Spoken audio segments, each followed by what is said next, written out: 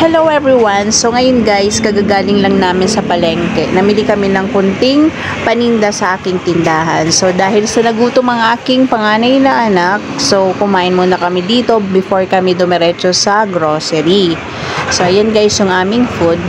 So after an hour guys, bumalik kami dito sa grocery. So yan, marami kami mga kasabay dito na mga big cards, yung mga grocery shoppers din kasi sa Friday kasi close nga itong Rizal. So yan yung aking mga pinamili guys. Kunti lang to. Ito lang yung mga paubos na dapat i-stocks ko dito sa aking tindahan. Worth of 5,000 lang yan guys. Walang sigarilyo yan. Kunting chichirya at drinks yan guys. So ito nga guys, nandito na kami. So pasado alas 9 na. At ito yung aking mga pinamili guys. Bali kunti lang yan, 2 box lang yan. Saka isang malaking plastic bag saka eco bag. Next ko na lang guys sa inyo yung aking mga pinamili sa palengke pati kay Rizal. So ito guys, itong malaking plastic bag, ang laman nito ay assorted na tinapay plus itong chichirya na assorted din.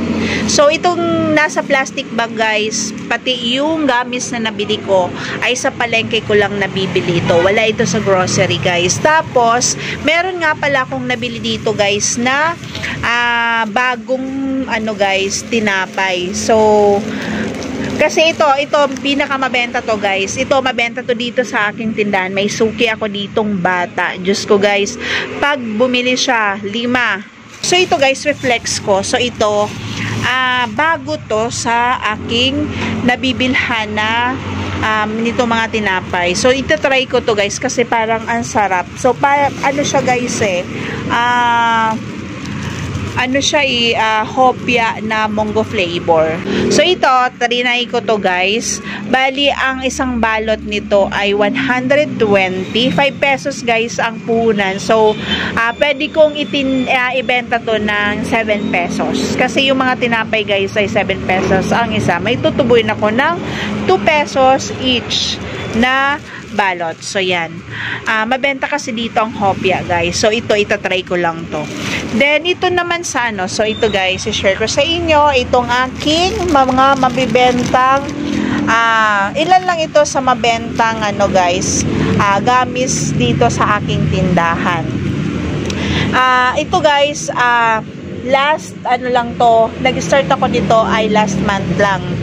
Kasi nga humina ang aking tindahan. Nag-isip ako kung ano yung pwede kong itinda dito sa aking tindahan na kahit papano ay makakadagdag ng kita. So yun, naisipan ko na i-try itong gamis kasi nga may pasok. Maraming mga estudyanteng dumadaan dito sa aking tindahan. Talagang ang prospect ko talaga dito guys na customer ko ay ang mga estudyanteng dumadaan. So guys, hindi naman ako nagkamali kasi talagang mabenta. Isa ito sa mga mabibenta ng tinitinda ko dito sa aking tindahan. Share ko lang sa inyo guys kung magkano yung aking puhunan dito sa bawat balot na binibili kong mga gamis at kung magkano yung aking tinutubo.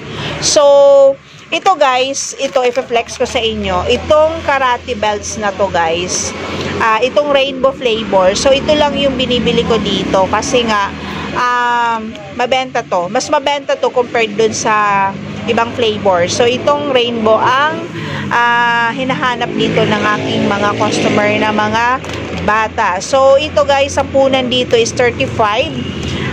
Ang laman naman nito guys ay bali 38. Pero pag walang plus 2, so 36 lang ang laman talaga nitong karate belts.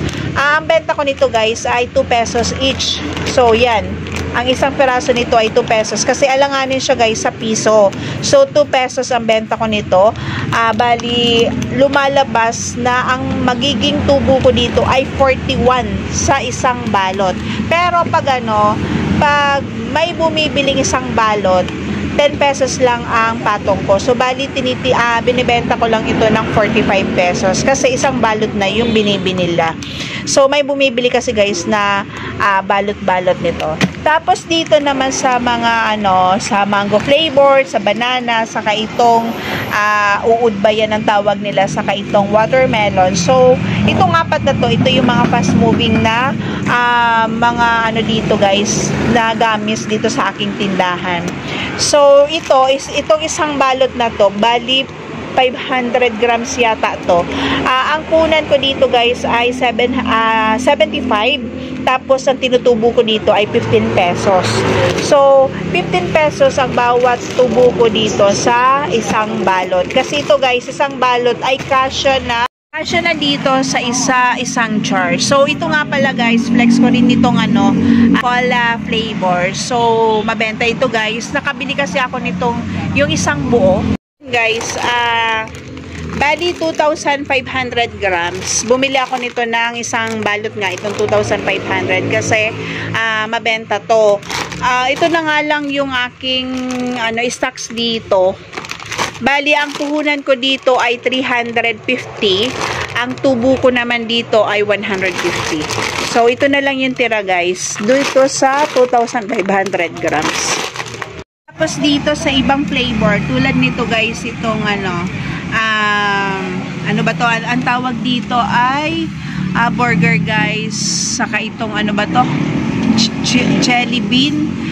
Tapos itong alphabet. So ito guys ay hindi available dun sa shop na nabibilhan ko sa palengke. So ito yung tatlo ang hindi ko nabili. Raisal naman guys, ang nabili ko, so ito isang case na 500 na mineral guys, kasi bukas pa ang deliver sa akin ng Nature Spring. So sold out na yung stocks ko dito guys ng mineral ng Nature Spring. Bukas pa ang deliver nila sa akin, kasi kanina guys, dapat kanina ako magpapa-deliver, pero iba kasi yung kanilang way, so hindi sila nag-route dito. Kaya sabi sa akin ng aking ahente ay tomorrow sila dadaan. So last day kasi ng deliveries nila this week, kasi nga Holy Friday ay wala silang pasok, holiday. Tapos ito, so yan, plus, so halos mga guys, drinks yan, kasi ito yung pinakamabenta naman dito sa aking tindahan. Sa isang box guys, ito, mga drinks naman to guys, Pocari Sweet. So, itong 500 ml, ang benta ko nito dito guys ay 50 pesos. Pero ang puhunan ko nito ay 46. Tapos, ang Smart C, so, isa ito sa mga mabebentang drinks dito sa aking tindahan, lalo ngayon na mainit na ang panahon. Tapos, Sito Solo. So, yung ibang guys, ibang drinks nandito sa isang box. Bali, 2 box lang naman yan kasi worth 5,000 lang naman yung pinamili ko. So, halos mga drinks lang to guys. So, mga mabibigat na guys, na hindi kayang namin sa motor. So yung mga mabibigat, yun lang yung mga pinamili ko ngayon, kasi nga nag-arkila ko guys ng tricycle. So ito guys, ang guys, isang case ng isang dosenang mantika na coco oil kay Raisal guys ay 306. So nang hinayang ako guys, kasi kanina bago ako pumasok kay Raisal, bumili ako ng bigas. So yun, bali 25 kilos na bigas yan guys. Yan, bali ang niyan, ang 25 kilos ay 1,375. So yan, dun guys sa binilhan ko ng bigas, kasi nga tinanong ko, ang isang dosena sa kanila ay lang guys, 290. So kay Raisal ay 306. So sayang din guys yung 16 pesos. Pero okay na yan. Okay lang. Kahit pa paano, meron pa rin naman akong tutubuin. Mas konting mga dilata lang to guys. So yun, Star Margarine. So mga ganito, ibap, Alaska ibap, saka condense. Saka Cowbell na ibap. Condensada. So yan, Argentina. Mga canned goods lang yan guys. Dito sa isang box, ang laman nito? So may kunting alak ako dito guys. Naman guys, so yan, kunting chichirya lang to. So yan, bigat. Tapos itong exacto, yung sinasabi ko sa inyo guys, kay Raisal kasi mas mura to compared dun sa palengke. Kay Raisal lang to guys, 80. Sa palengke ay nasa 90. Tapos mga candies na saka alak, saka yun. Naman sa eco bag guys, ang laman, ang laman ay ito nga, mga ibang pagkain, tapos non-food. So, yung mga sabon-sabon, mga cream silk, mga shampoo. So, yan. Bali, ano to guys, 2,000, 5,000, magkano ba binayaran ko dito? Ayan, 5,065.